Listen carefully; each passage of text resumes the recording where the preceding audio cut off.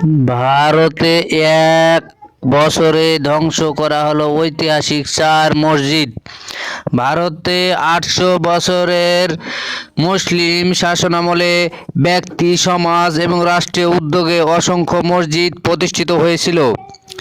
শিক্ষা এবং সভ্যতার বিকাশে মসজিদগুলো ছিল অসামান্য ভূমিকা। শতাব্দীর পর শতাব্দী ধরে এসব মসজিদ ভারতবর্ষকে পৃথিবীর বুকে স্থাপত্য কলার পথিকৃৎ হিসেবে পরিচিত করে তুলেছিল। কিন্তু আধুনিক ভারত জুড়ে উগ্র নরেন্দ্র মোদী উত্থানে ভারতের ঐতিহাসিক মসজিদগুলো হুমকির মুখে পড়েছে।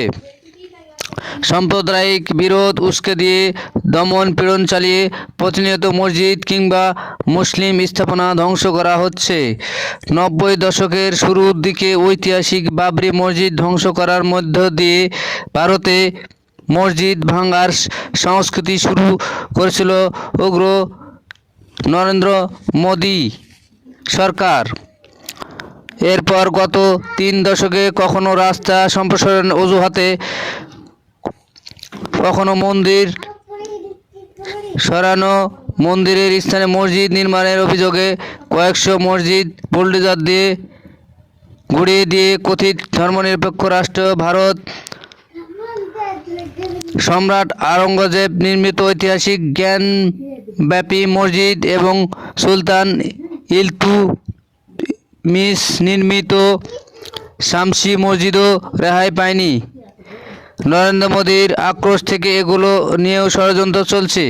ভারতে মসজিদ ধ্বংস করা এখন প্রায় নিয়মিত ঘটনা দাঁড়িয়েছে। প্রতিবাদ করতে গেলে হামলা, আটক এবং খুনের ঘটনা পর্যন্ত ঘটছে।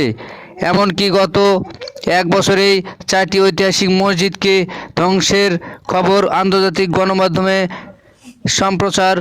প্রচার হয়েছে।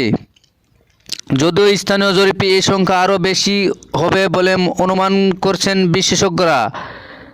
আকনজি জামে মসজিদ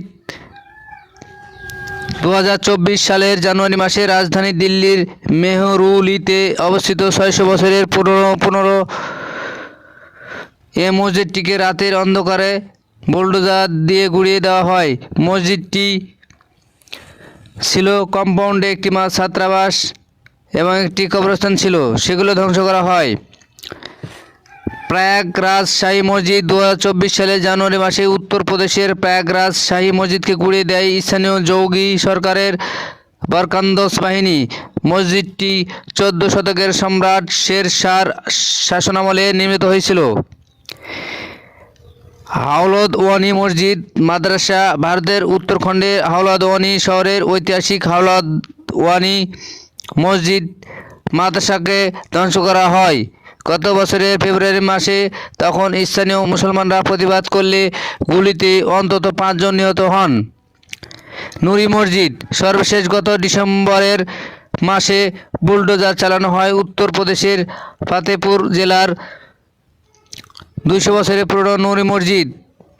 সাম্প্রদায়িক রাজনীতিতে বুঁদে পড়া ভারতের মুসলমানদের ইতিহাসকে নিশ্চিহ্ন করতে তাদের ঐতিহাসিক স্থাপনা ধ্বংস করা সাধারণ চর্চায় পরিণত হচ্ছে দিন দিন।